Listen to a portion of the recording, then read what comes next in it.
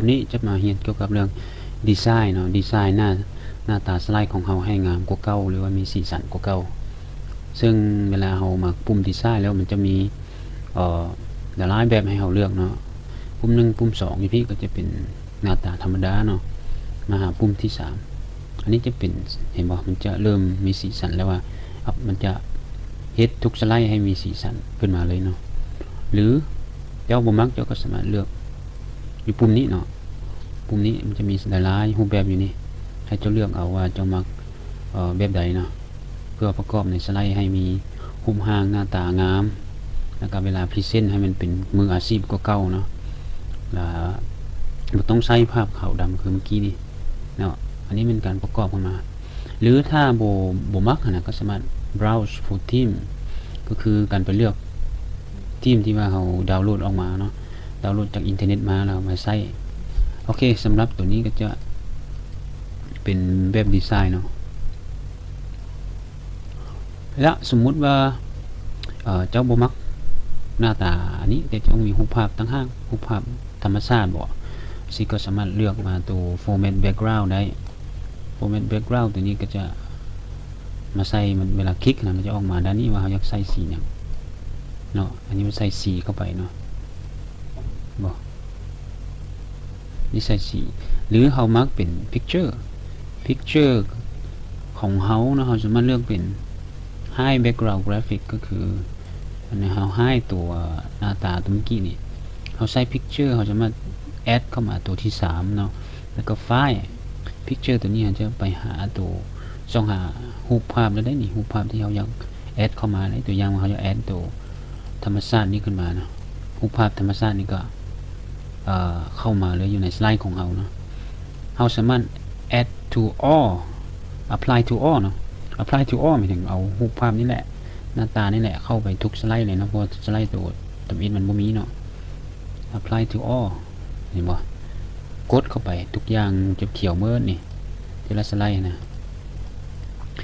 ถ้าเราบ่มักเนาะเราก็สามารถกลับคืนมาเป็น solid แล้ว apply to all เนาะอันนี้จะเป็นภาพขาวคืนมาเมิดเนาะโอเคเรากลับมาตัวขาวดำก่อนเพื่อการอธิบายเนาะอันที่4เนาะลงรูปนี้อันที่ว่าเวลาเรา format background นะที่4เรามักสีสันรูปลายบ่รูปลายอย่างก็สามารถเห็นได้กันเนาะมีหลายแบบอยู่นี่ลายแล้วก็เลือกสีได้กันนี่บางคนก็มักแบบนี้ได้มักสีสันอย่างนี้นะเนาะหรือบางคนจะมักสีแบบอันที่2เนาะมักสีแบบเขาเรียกว่าลีเนียร์บ่พวกสีเห็นบ่สังเกตบ่นี่สีแบบมีหลายสีนะแบบสีหุ้งบ่สิตัวอย่างว่าเลือกเป็นสีนี่เขามักอันนี้เลือกสีเขียวสิปึ๊บนี่มักตัวนี้เป็นสีแดงสินี่อันนี้จะเฮ็ดสไลด์ของเราให้งามขึ้นถ้าใครมักตกแต่งสีสันอย่างนั้นนะและตัวนี้เราก็สามารถแอดเข้าไปได้โดยการกดนี่มันจะเพิ่มเข้าไปว่าเขาอยากได้จากสีได้7สีบ่นะก็สามารถเลือกได้เลยเนาะนี่นะตัวอย่างเรื่องนี้เป็นสีฟ้าบ่นี่เห็นบ่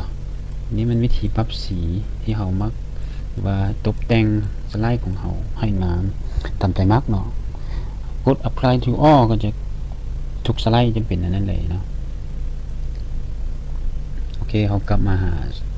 solid fill ก็คือกลับมาหาตัวขาวดำเนาะเครื่องมืออันนี้จะเป็นเครื่องมือ